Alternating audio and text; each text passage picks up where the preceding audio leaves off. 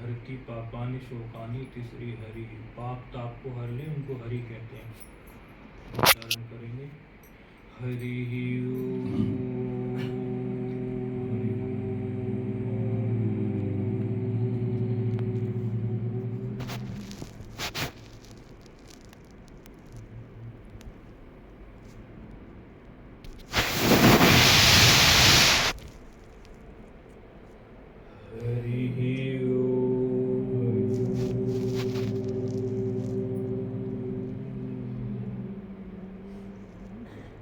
बड़ा पुराना नाम है, गुरु नानक जी उससे भी पहले बड़ा पुराना नाम है। हरि को उन्होंने हर कह दिया, लेकिन ये हरिओम बड़ा पुराना है। यजुर्वेद में भी है, कई और वेदों में भी है, बड़ा पुराना है। लेकिन जितना पुराना है उतना ही ज्यादा मीठा है। हरि ओम।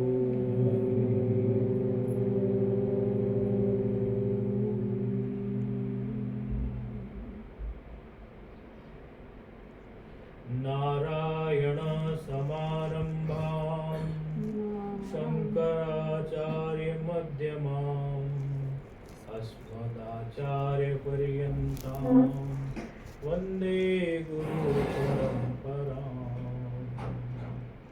ईश्वरो गुरुरात्मेति मूर्तिभेद विभागिने व्योमवद्व्याप्त देहाय दक्षिणामूर्तये नमः।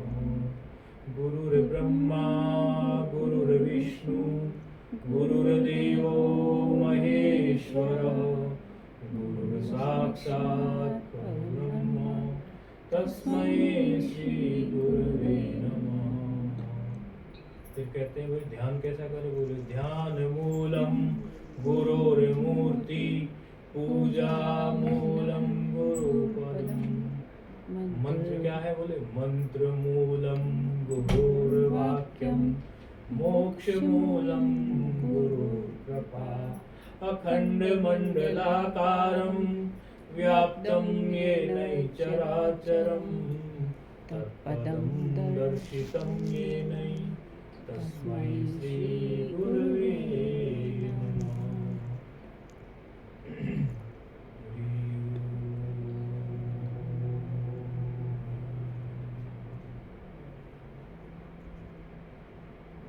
श्री कृष्ण गोविंद हरे मुरारी हे नाथ नारायण वासुदेव। श्री कृष्ण गोविंद हरे मुरारी हे नाथ नारायण वासुदेव। हे नाथ नारायण वासुदेव। हे नाथ नारायण वासुदेव। श्री कृष्ण गोविंद हरे मुरारी हे नाथ नारायण वासुदेव।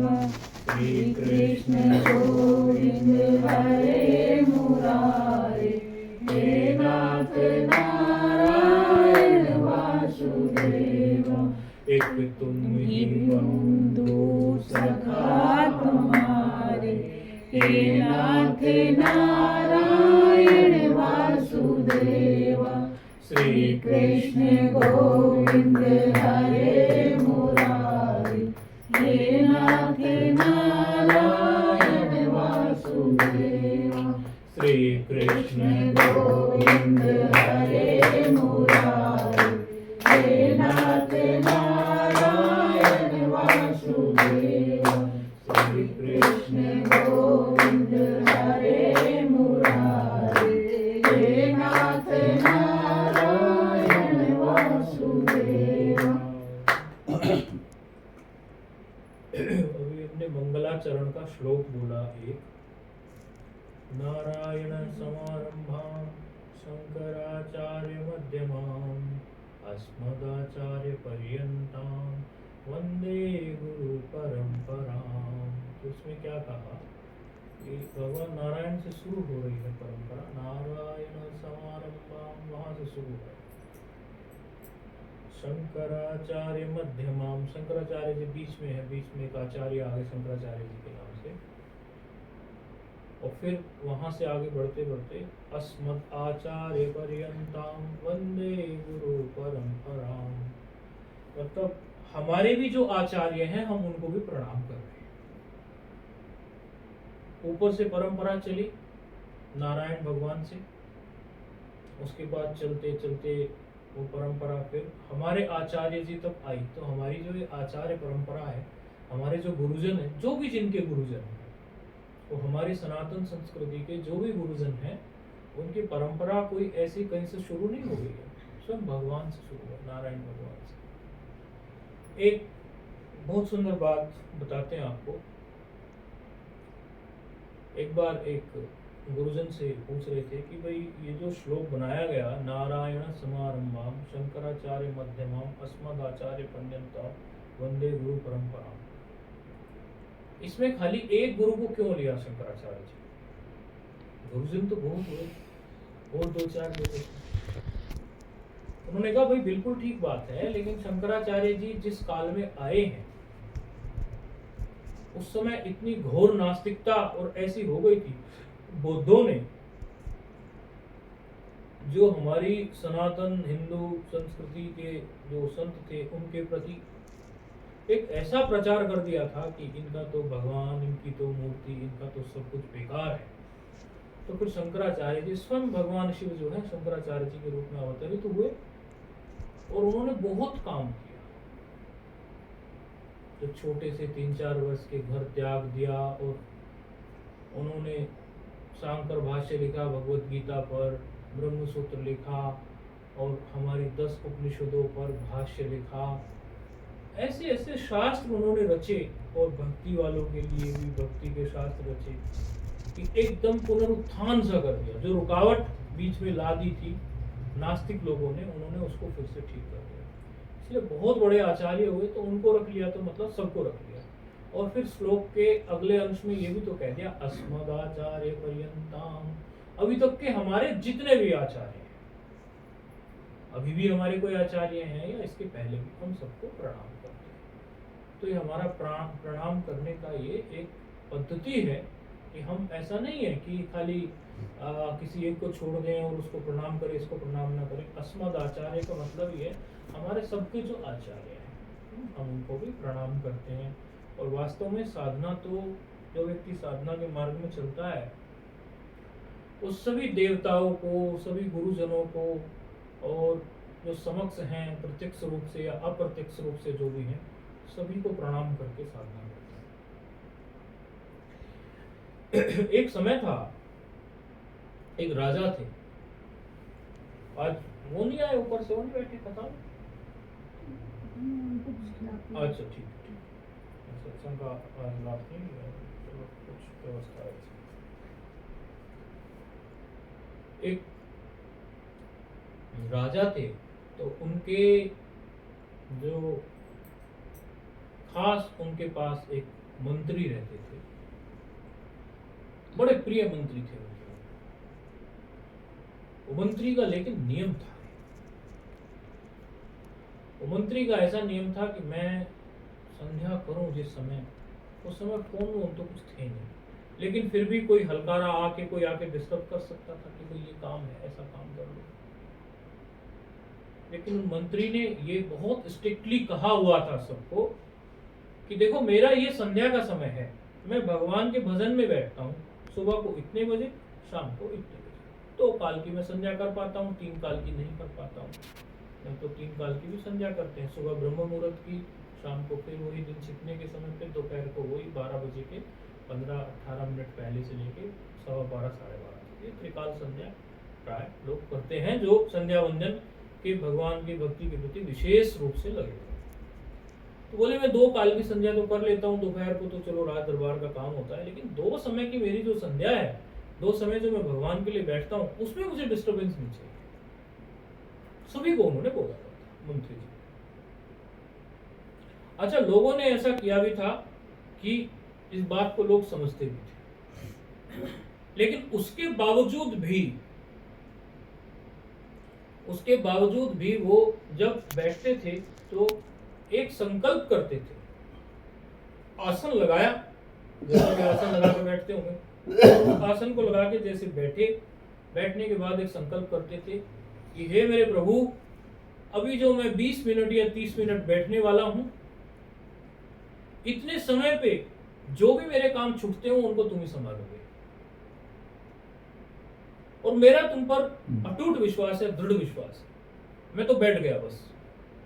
वैसे तो सबको व्यवस्था के लिए बोला हुआ था, लेकिन फिर भी कोई इमरजेंसी आ जाए तो मैं उसमें भी उठने वाला नहीं, मैं बिल्कुल भी उठने वाला नहीं हूं। तो चलता रहा, वर्षों बीत गए। एक बार क्या हुआ कि उनको व्यापार के सिलसिले में राजा ने कहा कि पास के देश से तुम्हें कुछ व्यापार के सिलसिले में आना जाना पड़ेगा। तो समुद्री जहाज का मार्ग था, तो जो भी उनका उस जमाने में समुद्री जहाज था उसमें वो बैठ गए। और समुद्री जहाज में बैठने के बाद में इस प्रकार की दो घटना देखने को मिलती है। समुद्री जहाज में बैठने के बाद में उनका वही समय जो था वो समय हुआ संध्या का, शाम की संध्या का समय होने ही वाला था 15-20 मिनट पहले। तो कुछ ऐसी घटना घटी कि समुद्र में तूफान आने लगा। पता चल गया कि ये तूफान के लक्षण है, तो इशारा इसमें यंत्र लगा है, उसने कर दिया कि ये सिग्नल आ गया, अभी तूफान आ गया। तो उन्होंने जो उनके सामने बातें आई कि उन्होंने कहा देखो भाई, तूफान की बात तुमने हमें बता दी, लेकिन ठीक 5 या 10 मिनट बाद धीरे धीरे जैसे आप बता रहे हो हमारा संध्या का समय होता जा रहा है, ये संध्या के लिए हम अभी बैठे, हमारा नियम है जीवन का, हम संध्या नहीं छोड़ते, बैठते हैं। अब तुम एक काम करो, रास्ता तो तुम्हें कुछ मिल नहीं रहा है, और तुम एक काम करो, ये मेरा जो कमरा है, जहाज में भी छोटे छोटे कमरे बने होते हैं, बड़े बड़े भी बने होते हैं, छोटे छोटे सारे बने होते हैं, मेरे कमरे का कुंडा बाहर से लगा दो, इसमें जो भी है ये चिटकनी जो कुंडा है वो बाहर से लगा दो, और मैं तो संध्या में बैठता हूं, क्योंकि मेरे हाथ में कुछ है भी नहीं है।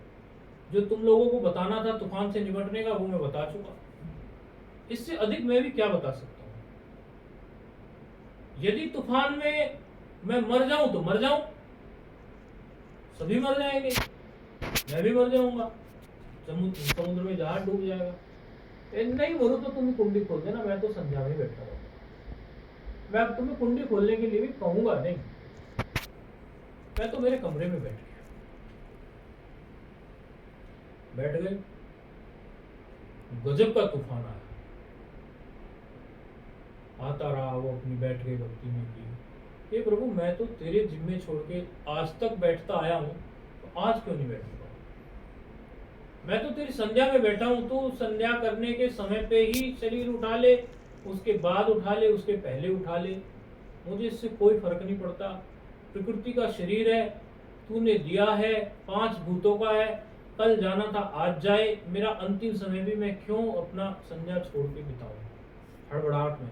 ये तो यहाँ तूफान नहीं आएगा, मैं कहीं और होऊंगा, वहां भी तो अकस्मात एकदम से कोई घटना घट के प्राण छूट जाएंगे किसी बीमारी से या कैसे भी। ये तो निश्चित ही है कि यहाँ पर तो पीर पैगंबर भी आते हैं तो उनको भी लीला समेटनी पड़ती है, उनका लीला समेटने का ढंग थोड़ा अलग होता है, हमारे कंट्रोल में नहीं है, उनका उनके कंट्रोल में होता है। अवतार आते हैं, उनका उनके कंट्रोल में होता है, अपनी इच्छा से आते हैं, अपनी इच्छा से चले जाते हैं, लेकिन जाना होता है, उनका आविर्भाव तिरोभाव कह दिया जाता है, और हम जैसे साधारण मानव की मृत्यु कह दी जाती है। लेकिन सदा तो संसार में वो भी इस तरह से रहते नहीं, वो भी अपना टाइम जो है पसार करते हैं। तो ये प्रभु जब आप स्वयं आके ऐसी लीला करते हो तो मेरा तो है ही क्या, मैं तो कर ही कह सकता हूँ। आप सर्वशक्तिमान होके भी यहाँ सदा नहीं रहते, यहाँ से आविर्भाव और तिरोभाव की स्थिति में आप रहते हैं, आते हैं कुछ समय के लिए अवतार लेके, फिर अपना कार्य करके चले जाते हैं। लेकिन चले तो आप भी जाते ही एक तरह से, साकार रूप से तो चले जाते हैं, निराकार रूप से आप सब जगह व्याप्त हैं, मृत्यु के बाद भी। ऐसा ज्ञान उसको था, क्योंकि ये संध्या का नियम जो था उसको उसके गुरु ने ही दिया। तो गुरु के पास सत्संग भी सुनने जाता था, तो वो उसके अंदर सारा जो सुना हुआ था जीवन भर का वो जोड़ने लगा, क्योंकि व्यक्ति का जो सुना सुनाया होता है वही उसके काम आता है, उसको बौद्धिक संपत्ति बोलते हैं। जिस व्यक्ति के पास बौद्धिक संपत्ति है, और ऐसी सामान्य बौद्धिक संपत्ति नहीं है, वो प्रज्ञा का रूप ले लेती है सत्संग सुनते सुनते। सामान्य बुद्धि एक अलग चीज है, और वो प्रकृष्ट जा हो जाती है। प्रकृष्ट माना श्रेष्ठ, उत्तम, या माना बुद्धि, उसकी बुद्धि बहुत ऊंची उठ जाती है जो सत्संगी होता है, जो नित्य सत्संग सुनता है। आप कभी भी देखना अपने जीवन में, जो रोज सत्संग सुनता है, महापुरुषों के पास जा जाके महात्मा के दर्शन करने को मिले, वो भी बहुत बहुत बहुत लाभकारी है। लेकिन दर्शन के साथ सत्संग मिल जाए तो ये हो गया वैचारिक शक्तिपात। कई प्रकार के शक्तिपात होते हैं, उसमें एक वैचारिक शक्तिपात होता है। एक शक्तिपात वो होता है कि आपके सिर पे हाथ रखा, आप जो है कुछ समय के लिए बढ़िया हो गए, ठीक हो गए, लेकिन कभी ना कभी फिर दिक्कत आ जाएगी।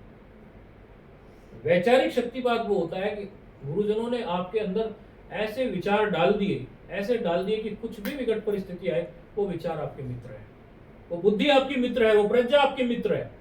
गुरुजन यहाँ है नहीं है, लेकिन उनकी कही हुई बात आपके अंदर है, वो संकल्प के साथ है अंदर। ऐसे नहीं है कि यूं ही गुरुजन जब बैठते हैं, ऐसी कोई वो पब्लिक स्पीकर नहीं है, कोई मोटिवेशनल स्पीकर नहीं है कि माइक लगाए और बोलते चले गए, टिकट बांट दिया और हो गया। नहीं, वो एक संकल्प से बैठते हैं, कल्याण के संकल्प से बैठते हैं, सभी का कल्याण हो, सबका मंगल हो, सबका भला हो, और वो ईश्वरीय सत्ता मुझसे बुलवा रही है, वो सबके मंगल के लिए मैं कुछ कह दूं, ऐसा उनका संकल्प होता है, वो कार्य करता है। तो सत्संग सुनता था मंत्री, उसके जीवन में वो जो सत्संग था वही उस समय आ रहा था कि हे मेरे प्रभु, इस संसार में सदा कोई रहा नहीं, मैं भी नहीं रहूंगा, ये जहाज भी नहीं रहेगा, ये कुछ भी नहीं रहेगा, मुझे इसकी कोई चिंता नहीं है। लेकिन देखो, आपकी कृपा से मुझे गुरुजन मिले, और उन गुरुजनों की कृपा से आज मेरे ऐसी परिस्थिति में, जब ये निश्चित ही हो चुका है कि ये जहाज अब डूबेगा, ये निश्चित ही हो चुका है, ऐसी स्थिति में भी मेरी प्रज्ञा ऐसी है कि मैं आपको धन्यवाद ही दे रहा हूँ। हे मेरे प्रभु, ये अच्छी बात है कि मेरी प्रज्ञा अभी गुरुजनों की कृपा से ऐसी है, आपने ऐसी कृपा की, गुरुजन मिले कि मैं ऐसी बात सोच पा रहा हूँ। ये भी कृपा है, बड़ी कृपा है आपकी। और मैं आपकी संध्या करते करते, यदि प्राण छूटे तो छूटे, ऐसे संध्या करते करते आप ही के तो भरोसे है, पूरा जीवन तो बीत गया मेरा आप ही के भरोसे बैठते बैठते। एक समय वो भी था, उससे पहले भी उसके साथ घटना घट चुकी थी। एक समय वो भी था कि जब राजा ने मुझे राजभार के संभालने के लिए लिया, और राजा कहीं बाहर किसी देशाटन के लिए गए थे, और इसी बीच पड़ोसी राजा ने मौका देखकर हमला कर दिया, और वो हमला उसने उसी समय किया था जिस समय मैं संध्या के लिए बैठा हुआ था। और मेरा जो 15 मिनट का नियम था, मैं उस 15 मिनट के नियम में बैठा था। और यदि उस समय पर दूसरा पड़ोसी राजा मदद करने के लिए उसको ईश्वर प्रेरित ना करते, और अचानक से हमारी सेना के साथ मिलकर वो स्थिति ना संभालता, तो हमारा राज्य बंदी बन जाता। और राजा साहब फिर आते देशाटन करने के बाद में वो कहते, तू ही दोषी है, तुझे मंत्री है, सारा कार्यभार संभालने के लिए देके गया। उस समय भी मेरे नियम ने, साधना ने, जो गुरु महाराज ने नियम दिया था, हे मेरे प्रभु, उसने मेरी रक्षा की थी। तो उस समय तो मेरे पास पूरे जहाज की नहीं, पूरे राज्य की जिम्मेदारी थी। राज्य तो बहुत बड़ा है, जहाज तो बहुत छोटा है। तो जहाज में तो जितने हैं उससे तो कहीं ज्यादा मेरे राज्य में थे। जब आपने उनकी रक्षा की, तो यहाँ का भी जिम्मा मैं आपके भरोसे छोड़ दूं, मुझे कोई चिंता की बात नहीं। ऐसे करते करते करते करते करते करते भाव समाधि में चला, ऐसी भाव समाधि में मंत्री चला गया कि मंत्री को ये पता ही नहीं चला कब 15 minute, 20 minute, 30 minute, 35 minute, 40 minute, 45 minute बीत गई। और गजब की बात ये हुई कि ईश्वरीय ऐसी घटना घटी कि वो तूफान जो था वो ठंडा पड़ गया, वो तूफान जो था वो हल्का पड़ गया। अब उन्होंने देखा सब जो, अब जब परिस्थिति विकट आती है तब तो व्यक्ति याद करता है, जब परिस्थिति शांत हो जाती है तो बहुत देर तक व्यक्ति याद भी नहीं करता। तो तब उन्हें ये भी याद नहीं रहे कि हमारा मंत्री यहाँ नहीं है, हमारे बीच में बस खुशियां मना रहे हैं, तूफान टल गया, तूफान टल गया। मतलब 15-20 मिनट, 30 मिनट में नहीं तो कुंडी बजा देनी थी कि तूफान टल गया। वो अपनी भाव समाधि में है मंत्री जी। और जब 45-50 मिनट, 1 घंटा हो गया, बोले मंत्री जी नहीं दिख रहे हमारे, जो मुख्य यहाँ के वो है। अरे बोले वो कह के नहीं गए थे ऐसे ऐसे, देख तो लो कहीं उन्होंने ज्यादा चिंता कर करके प्राण तो नहीं त्याग दिए, कमरा तो बंद दिए। कमरा खोला, वो समाधि में बैठे, उन्होंने बोला कि मंत्री जी सब कुछ शांत हो गया। बोले हाँ वो तो होना ही था, और मुझे बिल्कुल इसका विश्वास ही था। तो आपका जो नियम है वो आपने पकड़ लिया, तो बड़ी बड़ी बीमारियां भी टल जाती हैं, बड़ी बड़ी चीजें भी हो जाती हैं। विवेकानंद जी जब विदेश में घूम रहे थे तो वहां का प्रसिद्ध उद्योगपति उन्हें मिला। विवेकानंद जी को जब वो विदेश में घूम रहे थे तो वहां का प्रसिद्ध उद्योगपति उनको मिला। आराम से तो वहां का उद्योगपति उनसे कहने लगा, अब कोई संत आए हैं तो संत के आते हुए सोचते हैं सब लोग कि चलो दर्शन करो, मिलो, ऐसा सबका भाव होता है। तो उनको पता चला कि वो जो उद्योगपति था विदेश का बड़ा, कि भाई यहाँ कोई एक महात्मा आए हैं भारत से, ऐसे करके वो उनको हमें भी जाना चाहिए दर्शन करने के लिए। तो विवेकानंद के पास वो उद्योगपति आया। उद्योगपति बोला है कि स्वामी जी, बहुत कम उम्र में मैंने बहुत बड़ा व्यापार अपना सेट कर दिया है। आज मेरे पास अमेरिका में बहुत बड़ा व्यापार है, मैं बहुत बड़ा उद्योगपति हूं। लेकिन दुख की बात यह है कि मुझे बीमारी लग गई है और डॉक्टरों ने यह कह दिया है कि ये बीमारी का अब कोई इलाज नहीं है। मैं क्या करूं? मेरा तो जीवन ही बेकार है। इतनी युवा अवस्था में मुझे ये बीमारी लग गई। विवेकानंद जी बोले, देखो भाई, हमारी इंडियन फिलॉसफी है कि साधु हम मरते नहीं, मरता है शरीर। अरे हमारी और तुम्हारी मृत्यु नहीं होती है, हम तो सनातन सत्य वही एक स्वरूप है, सदा जगती ज्योत है, हम कभी बुझते नहीं। लेकिन तू अपने को शरीर मानता है, मन बुद्धि मानता है, तो शरीर की मौत होती है। लेकिन फिर भी तू चाहता है कि शरीर की मौत होती है, तो मैं क्या करूं अब अंतिम क्षणों में? तो तू एक काम कर, एक संकल्प ले।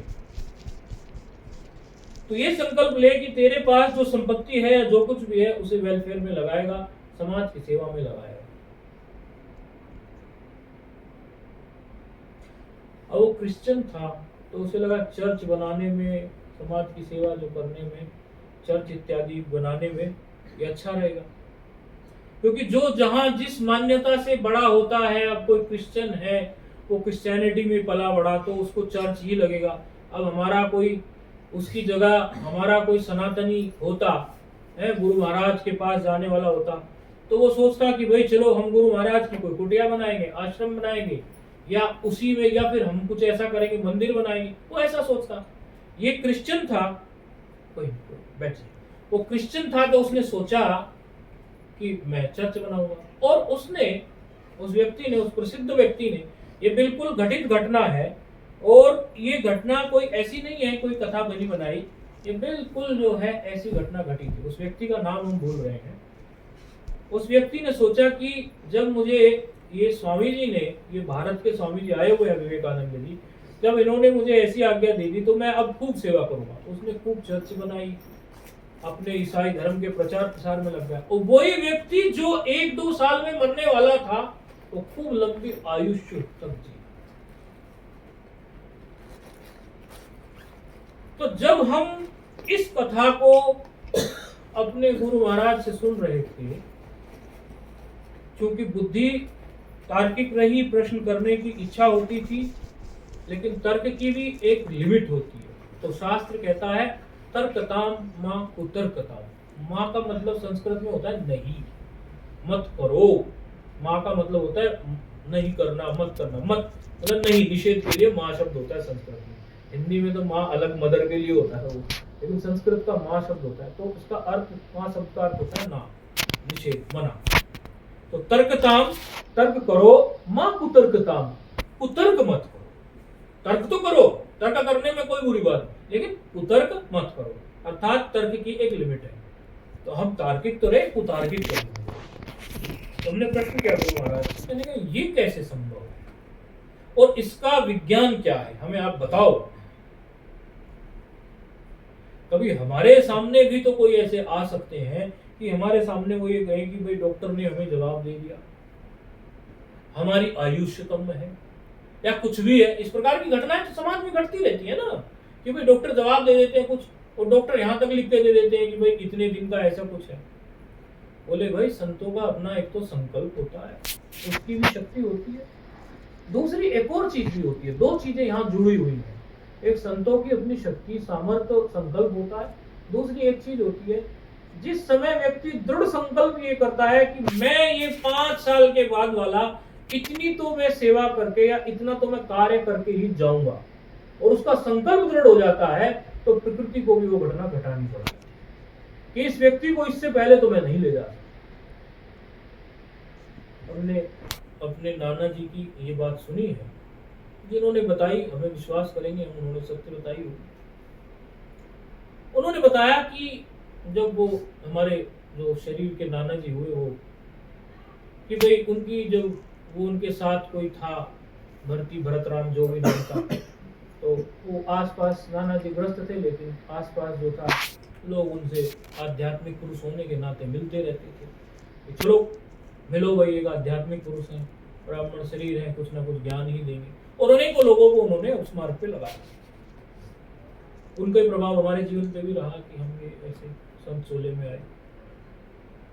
तो उन्होंने जो है, उनका एक कोई खास भरती या भरतराम नाम का था, पास के किसी गांव का, वो उनके पास उठता बैठता था। तो उसने उनकी जो तेरवी वगैरह या जब लोग इकट्ठे होते हैं उस पर बताया कि गुरुजी जो थे, गुरुजी ने हमें बताया था कि मृत्यु का समय हमारा आ गया है।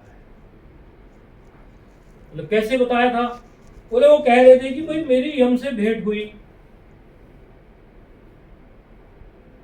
और काल से जब मेरी भेंट हुई तो समक्ष कि भाई आपके चलने का समय है। तो चलने का समय है तो भाई देखो चलेंगे, जाना तो पड़ता है, शरीर सबको छोड़ना पड़ता है, एक ना एक दिन तो सबको जाना है।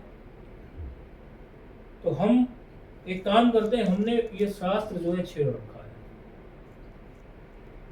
बताओ कब चलना है? बोले चलने का तो समय आ ही गया। तो हमारा ये शास्त्र हमने छेड़ा हुआ है, ये पहले हम पूरा कर लें तो हमें भी ये रहेगा कि हमारा संकल्प पूरा हो गया। और आपको ले चलना है तो क्या बात है।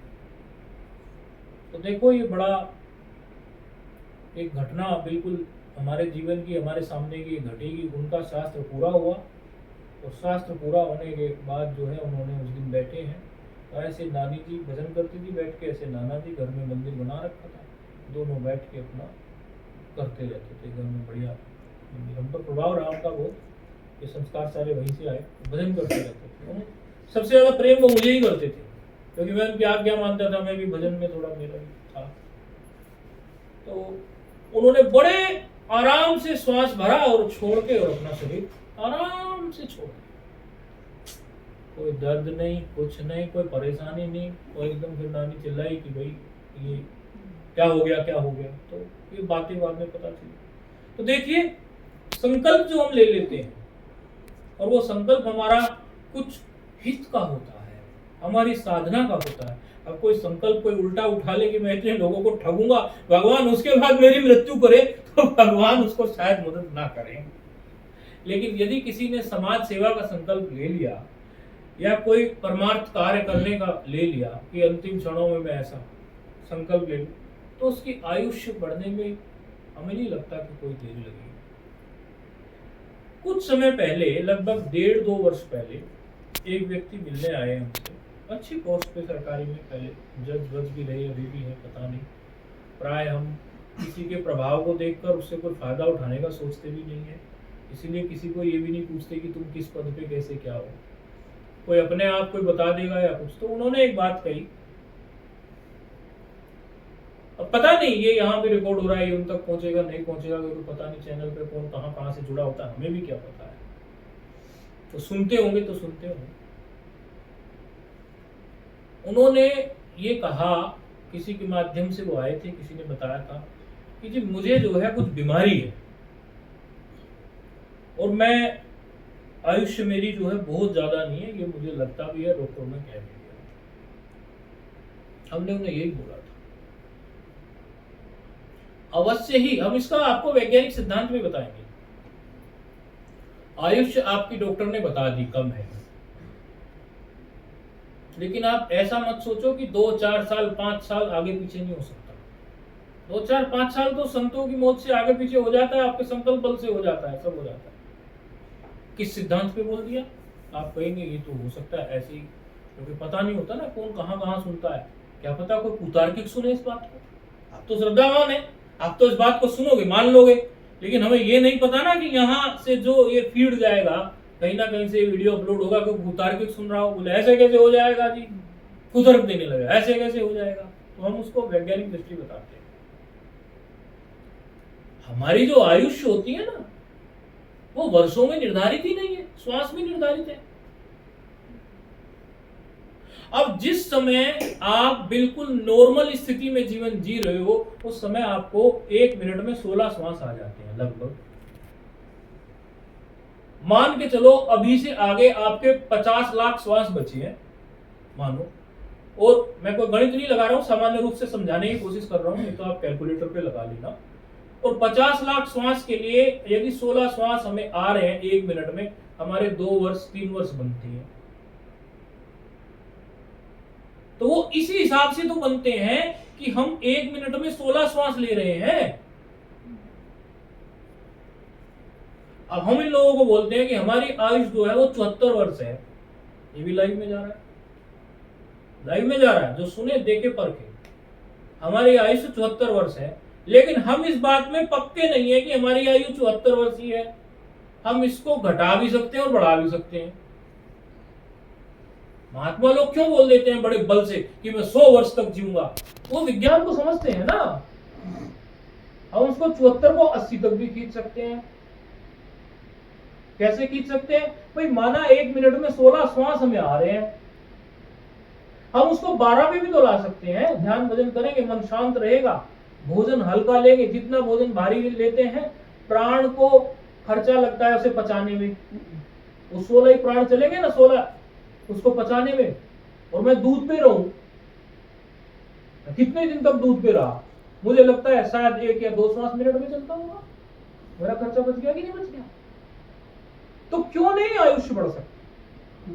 बिल्कुल सैद्धांतिक बता रहे हैं, इसलिए बताना पड़ा इतना सैद्धांतिक, क्योंकि पता नहीं कौन कुतार्किक इस प्रश्न को खड़ा कर देगी। हो सकता है महात्मा लोग होते ना रहे। जब आपकी कोई खर्चा 16 श्वासों का खर्चा हो रहा है, आप उसे 12 श्वास का खर्चा कर दो। अरे आपके पास उतना ही राशन है। कोरोना काल में लोगों के पास जितना राशन था वो बाहर खरीदने की पाबंदी थी, तो उसी से काम चला लेते थे कि नहीं? दाल खिचड़ी खा के भी। तो 16 श्वास की जगह यदि आप 12 श्वास कर लो और प्राणायाम करके या गुरु के द्वारा बताए हुए मंत्र का जप करके, जब आप जप करेंगे, देखो कई तरीके होते हैं श्वास की गति को कम करने के। जब आप जप करते हो, मन शांत होता है, तब भी श्वास की गति कम हो जाती है, बहुत कम हो जाती है। ध्यान देना, जब आप जप में डूब जाओगे, आप 12 श्वास से 10 श्वास पे आ जाओगे। आपने हर मिनट में 2 श्वास बचा लिए, हर मिनट में। माना 10 मिनट 20 मिनट आपने जप किया, अरे 20 श्वास तो आपने तभी बचा लिए। और 2 टाइम आप संध्या करते हो, 40 श्वास आपने रोज बचा लिए। वो तो संध्या करने के टाइम पे बचा लिए। और जब आप जब करते हो तो उससे आपका मन शांत होता है। दिन भर आप सत्संग सुनते हो, तब मन शांत होता है, तब श्वास कम चलते हैं, वो भी तो श्वास आपने बचा लिए। आप दिन भर में 1000 श्वास बचा गए, या आप जितना आपने सामर्थ्य उतनी श्वास बचा गए, आपकी तो श्वास है वो। कहां से उठा लेंगे आपको यमराज? कहां से शरीर को ले जाएंगे? जितना श्वास है उतना उस प्रकृति का लेन देन है, उतना अन्न है, जल है, वो सब पूरा ही करवाए बिना वो ले जा नहीं सकते। नियम है। कभी कभी कोई नियम में हेरफेर हो जाती तो बूढ़ा मरा मरा भी वापस लौट आता है। ऐसी कितनी घटना आप लोगों ने देखी है। लेकिन वो पूरा करवाता है। ऐसा नहीं होता कि गलती हो गई तो यूं ही चला गया। यदि कोई हेरफेर कुछ हो गया तो वो पूरी करा देते हो। यानी हमारा निर्धारित है इतना श्वास, इतना हमारा इस स्थान पर बैठे, इतने दिन का हमें अन्न खाना, इतना जल। आज हम कह रहे थे कि अभी मैंने कहा अब जाने का हमारा धीरे धीरे, अब कब कैसे क्या है, कुछ ऐसा बता रहे थे। लेकिन हम सोचे हम आज चले जाएं, कल चले जाएं, कब चले जाएं, ये सारा कुछ हम पे निर्धारित नहीं है। हम आ गए वो भी हम पे निर्धारित नहीं है। ये कैसा, इस हवामान में कितने श्वास हमें लेने हैं, यहाँ का जल कितना पीना, ये सब निर्धारित है। इसीलिए आप ये तो बिल्कुल भी समझना ही मत कि आयुष भी आगे पीछे नहीं हो सकती। सैद्धांतिक रूप से हम आपको बता रहे हैं। जब आप संत शरण चले जाएंगे और आपका मन जो है अच्छा लीन हो जाएगा, भक्ति में लग जाएगा, तब आपकी अपने आप ही आयुष्य भी बढ़ जाएगी, स्वास्थ्य भी बढ़ जाएगा। इसमें कोई भी अतिशयोक्ति नहीं है, इसमें कोई भी गप्पा नहीं है। ये बिल्कुल स्पष्ट बात है कि जब आप अपने भगवान के भजन में लग जाएंगे, गुरु और संतों की शरण में आएंगे, उनके वैचारिक शक्तिपात को झेलेंगे। वैचारिक शक्तिपात मतलब उनका सत्संग, वो जो विचार आपको दे रहे हैं वो आपके जीवन में उतरेगा। जब वो आपके जीवन में उतरेगा तो आपका जीवन अपने आप ही बड़ा सुंदर बन जाएगा। मेरे सामने तो कई बार घटनाएं आती रहती हैं ऐसी कई लोगों की कि डॉक्टर बोले अभी मरे तभी मरे, और आदमी मर के नहीं देता। कितनी घटनाएं हैं ऐसी। आपका सिस्टम भी खराब हो जाए ना तो आप देखते ही हो, एक पसली हो जाता है, बुढ़ा बुढ़ी खाट पे पड़ा पड़ा, लेकिन शरीर नहीं छूटता, क्योंकि वो श्वास निर्धारित हैं, उतने लेने पड़ेंगे। इसीलिए भलाई इसी में है कि कुछ न कुछ इष्ट को अपने मजबूत करो। जिंदगी तो जितनी है उतनी है ही, इष्ट को मजबूत करोगे तो वो और बढ़ भी जाएगी और उसका सदुपयोग हो जाएगा। हमेशा ऊंचा संकल्प करो, दृढ़ संकल्प करो। वर्ष 2 वर्ष 3 वर्ष 4 वर्ष 5 वर्ष के ऐसे संकल्प बना के चलो। इन 2 वर्षों में मुझे ये तो कर ही देना है, इन 1 वर्ष में मुझे ये तो कर ही देना है, इन 4 वर्ष में मुझे ये तो कर ही देना है, मुझे ऐसा ही कर देना है, ऐसा ही कर देना है। ऐसे संकल्प जब आप करके चलेंगे तो उन संकल्पों से आपके अंदर कुछ न कुछ करने की जो चाह होगी वो आपके शरीर को भी चलाती रहेगी। तो घबराने की तो कोई बात है ही नहीं। और जब बैठो अपने नियम में तो अपना आसन बिछा के ईश्वर से प्रार्थना करो। प्रार्थना की कोई भाषा अलग नहीं होती, प्रार्थना के कोई बोल कोई विशेष नहीं होते, प्रार्थना की कोई हमारी बोली नहीं होती कि तोतली है, मीठी है कि कड़वी है। प्रार्थना तो प्रार्थना है। एक किसान था, वो हल जोत रहा है, हल जोते जा रहा है तो कुछ बड़बड़ाया जा रहा है। आ बस खा टा मा पा ला का सा टा मा पा पा, और जोते जा रहा है। पास से एक उद्भट विद्वान निकल गए, वो सुन रहे हैं उसकी बात। जरा ये क्या कह रहा है, कोई मंत्र है, मैं सुन लूं, क्या पता आज सीखने के लिए कुछ नया मिल जाए किसान के पास से। बोले आ टा बा खा मा सा ला पा डा, और पूरा उसमें लीन है। ऐसा नहीं है कि ऐसे कह रहा, मतलब हल चल रहा है और उसके मुंह से निकल रहा है। कभी हल चलाते चलाते आंख बंद हो जाती है, कभी खुल जाती है, आंख खुलती है बंद होती है, तो भी यही जो है वर्णावली जो है, वर्ण जो है, ये हिंदी के बोले जा रहा है, कोई हिंदी संस्कृत के वर्ण। तो विद्वान बोले भाई सुन भैया, हमें एक बात बता दे, हम तो जा रहे हैं पास के गांव में, हमारा शास्त्रार्थ तय है, हमें शास्त्रार्थ करना है, लेकिन हो सकता है ये विद्या हमसे छूट गई हो पढ़े बिना। जिस विद्या से तू हल जोत रहा है, ये विद्या भी हमें सिखा दे, कहीं शास्त्रार्थ में हम हार ना जाए। सीखने वाले थे, देखो सीखने में कोई बुराई नहीं, पता नहीं कहां से क्या मिल जाए। हमने बताया था ना इसके पहले भी कि जगत गुरु की 2 परिभाषाएं हैं। एक तो ये कि हम जगत के गुरु हैं, और दूसरी परिभाषा ये पूरा जगत भी मेरा गुरु है, सबसे मुझे सीखना है। बोले भाई ये विद्या, वो ऐसे विद्वान थे, ये विद्या मुझे दे दे। कह रहा जी मैं जाप कर रहा हूं। भाई किसान देवता, तू कौन सा जाप कर रहा है, मेरा भी पूरा जीवन बीत गया, मैंने ऐसा कोई मंत्र ही नहीं सुना। अब तू कौन सा जाप कर रहा है, किस शास्त्र में पढ़ के आ गया, मुझे नहीं पता, लेकिन इतना जरूर समझ रहा हूं तू कर तो रहा है अच्छे से। लेकिन ये समझ नहीं आ रहा हूं मैं कि किस देवता का मंत्र है ये। पंचदेव उपासना बता गई है, ना सूर्य की लग रही है, ना वैष्णव में राम जी कृष्ण जी की लग रही है, ना शक्ति की लग रही है ये, ना तू कोई यहाँ पे शिव जी की कर रहा है, ना तो यहाँ पे कोई सूर्य की गणपति की कर रहा है, कुछ भी मुझे लगता ही नहीं। मैंने सारे शास्त्र पढ़ लिए, ये कौन सा मंत्र है। किसान का उत्तर बड़ा कहने लगा, ये सारे मंत्र इन्हीं वर्णों से तो बनते हैं, सारे वर्ण कर दे रहा हूं, ये सारे वर्ण इन्हीं मंत्रों, ये सारे मंत्र इन्हीं वर्णों से तो बनते हैं। जो भी मंत्र होगा उसमें कोई ना कोई वर्ण तो होगा ही। अब मैं एक अनपढ़ गवार आदमी हूँ, मुझे कुछ भी नहीं पता है, बस मैं तो आता हूँ और भगवान की ये सोचता हूँ कि सारे के सारे मंत्र जो है इन्हीं वर्णों से बने हैं, कहीं ना कोई वर्ण मिल मिला के कोई मंत्र बन ही जाएगा। उन्होंने विद्वान ने प्रणाम किया, वाह किसान देवता, हम तो इतना पढ़ के भी भेद करते रहते हैं और तूने तो ऐसी अभेद दृष्टि प्राप्त कर ली है। बोले हाँ बिल्कुल प्राप्त कर ली है। क्यों? बोले आप जैसे ही यहां से गुजर जाते हैं,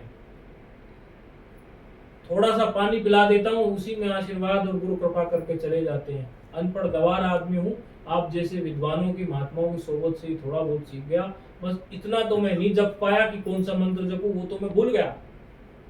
तो आप सरीखे विद्वानों ने, गुरुजनों ने मंत्र दिया, वो तो मैं भूल गया हूँ, लेकिन मुझे एक बात तो पक्की याद रही कि सारे मंत्र इन्हीं वर्णों से बनेंगे, वो जो भी मंत्र दिए गए होंगे इसी वर्णों से बना होगा, और दूसरी बात पूरा मन लगा के मुझे जपना है। इतनी बात मुझे याद रह गई, बस मैं जपे जा रहा हूँ, जपे जा रहा हूँ, जपे जा रहा हूँ। तात्पर्य ये हुआ कि प्रार्थना के कोई विशिष्ट बोल नहीं है। यदि प्रार्थना आपकी गहराई से निकलती है, उपासना कांड में, कर्म कांड का अपना महत्व है, सारी चीजों की विधि है, बड़ी महत्वपूर्ण है, लेकिन यदि आप सक्षम नहीं है कर्म कांड करने में, आपके पास उतना द्रव्य नहीं है कर्म कांड की सामग्री इत्यादि जुटाने में, आपके पास पे योग्य पुरोहित नहीं है कराने के लिए, क्योंकि योग्य पुरोहित मिलते ही नहीं है। आपको हम सच बता रहे हैं, आज हम देखते हैं अधिकतर हमारे जो मंदिरों में कहीं है, ठीक से उन्होंने 10-15 साल पढ़ाई भी नहीं की हुई, 6-6 महीने के, 1-1 साल के क्रैश कोर्स करके मैदान में कूद जाते हैं। भोले भाले लोग हैं, उनको कुछ पता नहीं होता, लेकिन ठीक है चलो, ब्राह्मण देवता का पेट पल रहा है, हमें उससे कोई लेना देना नहीं, उनका पेट पल रहा है तो पालो। लेकिन यदि योग्य पुरोहित मिल जाए तो बात ही कुछ और है, अच्छे से पढ़ी हुई हो, संस्कृत पढ़ी हो, अच्छे से मंत्रों का विनियोग जानता हो, सारी चीज जानता हो, बड़ा दुर्लभ है मिलना। रोज मिलते हैं हमसे, कई बालक हमसे पढ़ने आते हैं, लघु सिद्धांत कौमुदी पंडित, कई तो पढ़ाए हुए भी कथा कर रहे हैं, कई तो ये कहते हैं कि कितने दिन में करा दोगे। मैंने कहा तू पढ़ ले, पढ़ के जा, कुछ और करना है क्या? तो पहले तो आते हैं, बड़ी बड़ी बात करते हैं कि साधु बनेंगे, ये बनेंगे, कुछ दिनों में माया लड़ेड़ लेती है उनको, फिर कहते हैं गुरु महाराज कुछ ऐसा बताओ कि 5-6 महीने में कोई बात सीख जाए हम, और जाके कथा वथा करने लगे, या किसी मंदिर में बैठ जाएं, फिर वहां पूजा पाठ आता रहेगा।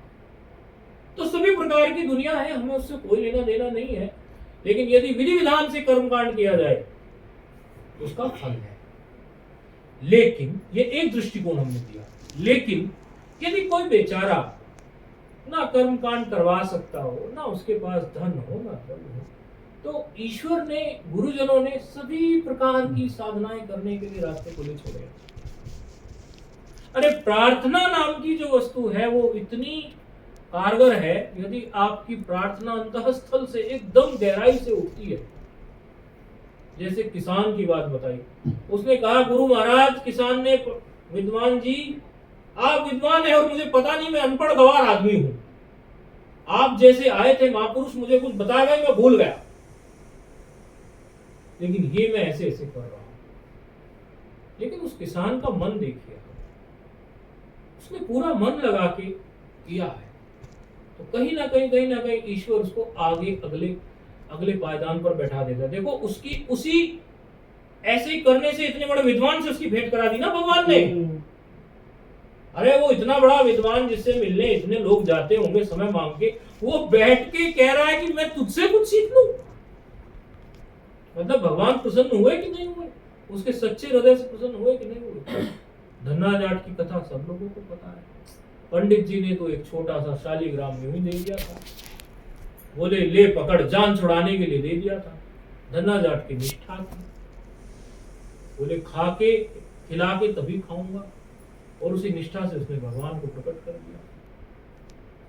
कैसे भी करो लेकिन नियम से बैठ जाओ।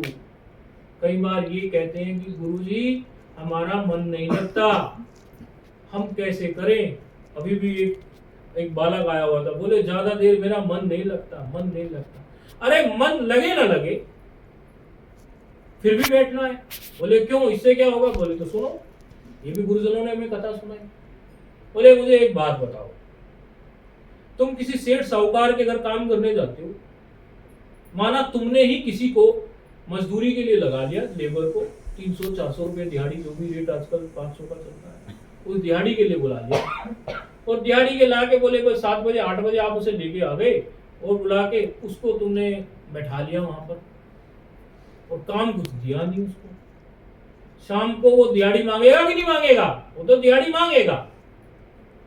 वो कहेगा सेठ जी मैं पूरे दिन आपके लिए तो बेकार किया है, मैं कहीं और तो नहीं गया, आपके घर बैठा रहा कि नहीं बैठा रहा, आपके लिए बैठा रहा कि नहीं बैठा रहा। अब आपने मुझे 2 काम बताए, 4 काम बताए, 10 मिनट का काम दिया है, 50 मिनट का काम दिया है, पूरे दिन का काम दिया, मेरा पूरा दिन खराब आपके लिए हुआ है।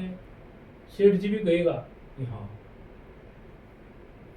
अब हम मम्मी आप यहाँ पे हैं, हम जाएंगे कहीं जहां भी रहते हैं, अब वहां जो भी वहां कोई सेवा करने वाला होगा, स्वीपर होगा, कोई होगा, वो हमसे बाद में भी तो करता होगा वहां पर। अब वो ये थोड़ी ना है कि हमसे बाद में करता हो या ना भी करता हो, लेकिन जब उसके दक्षिणा का समय आएगा स्वीपर के या किसी का, हमें उसे देना ही पड़ेगा, क्योंकि वो हमारे पर ही तो आश्रित है। तो भगवान पर आश्रित होकर यदि आप जब कर भी नहीं पा रहे हो, और आपका मन जो है वो खाली आप टेक्निकली ऐसी माला घुमा रहे हो, और मन आपका नहीं भी लग रहा है, लेकिन गुरु महाराज ने कह दिया कि नहीं घुमानी है, 11 माला घुमानी है, फिर भी आपने नियम पकड़ के घुमा रहे हो, मन चाहे कितना ही भाग रहा है, इधर भाग रहा है उधर भाग रहा है, तो किसके लिए बैठे हो, ईश्वर के लिए। आपने जो 11 माला के लिए 20 मिनट निकाली, 30 मिनट निकाली, ईश्वर के लिए निकाली ना। मन नहीं भी लगा तो भी तो आप बैठे तो ईश्वर के लिए। तो इस बात में भी कभी घबराना नहीं है कि मैं बैठता तो हूँ गुरु महाराज नियम से, आपने बताया सत्संग में ये नियम से 15 मिनट बैठो, 20 मिनट बैठो, जितना अनुकूलता हो एक नियम ले लो। आपने इतनी सारी कथाएं नियम को लेके बता दी, नियम से संकल्प बन गया, संकल्प से आयु भी बढ़ गई, ये सारी बातें आपने बता दी, लेकिन हमारा तो मन नहीं लगता। तो मन लगे ना लगे आपको बैठना ही है। इसलिए आज के सत्संग में ये बात आप पक्की कर लो, जो आपने नियम लिया है उस नियम को आपको छोड़ना नहीं है। और दूसरी बात ये पक्की कर लो कि कोई भी डॉक्टर या कोई भी आपको कहे आपकी इतनी आयुष है, इतनी है, उसकी बात का आप सुन लेना, कोई मना नहीं है, उसने अपनी विद्वता से बताई है बात। लेकिन यदि आप दृढ़ संकल्पबद्ध हो, आपकी आयुष्य भी आगे पीछे हो सकती है, इसके कई प्रमाण हैं, इसमें भी कुछ दो राय नहीं है। और अपने मन में ये अच्छे से पक्का कर लीजिए आप कि जो आपने नियम लिया उस समय यदि आप अपने घर, अपने परिवार वालों को कह सको कि मुझे डिस्टर्ब ना करें, बहुत अच्छा, मोबाइल साइड करके, वो केवल समय आपका है और आपके इष्ट का है। ओम पूर्णमदः पूर्णमिदं पूर्णात् पूर्णमुदच्यते पूर्णस्य पूर्णमादाय पूर्णमेवावशिष्यते। ओम शांति शांति शांति। चलो साथ लो, आरती कर लो, आ जाओ।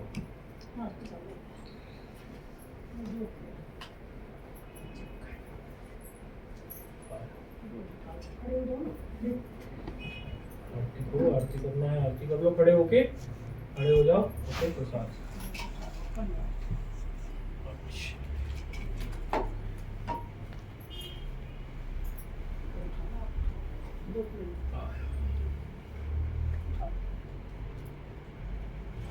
जगमग जगमग ज्योत जगे मेरे सतगुरु के दरबार में, जगमग जगमग ज्योत जगे मेरे सतगुरु के दरबार में। आओ रे भक्तों दर्शन कर लो, आओ रे भक्तों दर्शन कर लो, सतगुरु के दरबार में।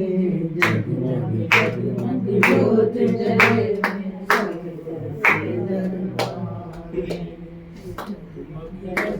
ज्योत जगे मेरे सतगुरु के दरबार। ये ज्योत तो की ज्योत है, आपकी अंतर ज्योत जगे। ज्योत से ज्योत जगाओ सदगुरु, ज्योत से ज्योत जगाओ। लो आ जाओ, प्रसाद लेते जाओ, आपकी अंतर ज्योत जगे, ऐसा हमारा भाव है। उस निमित्त हम कहते हैं कि यहाँ पर आप सत्संग का लाभ लो, अपनी अंतर ज्योत जगाओ।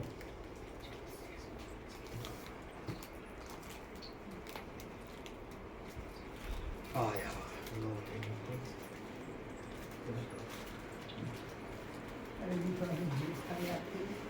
जूस है, ठीक है भाई, इसको ये खाना चाहिए या आप रखना चाहिए, जैसे भी आपको पसंद हो। हम देख लेते हैं। चाहे आपको ही देंगे, नहीं नहीं, मालूम। वो आप मैनेज करना है। आ जाओ और भी लोग ले लो।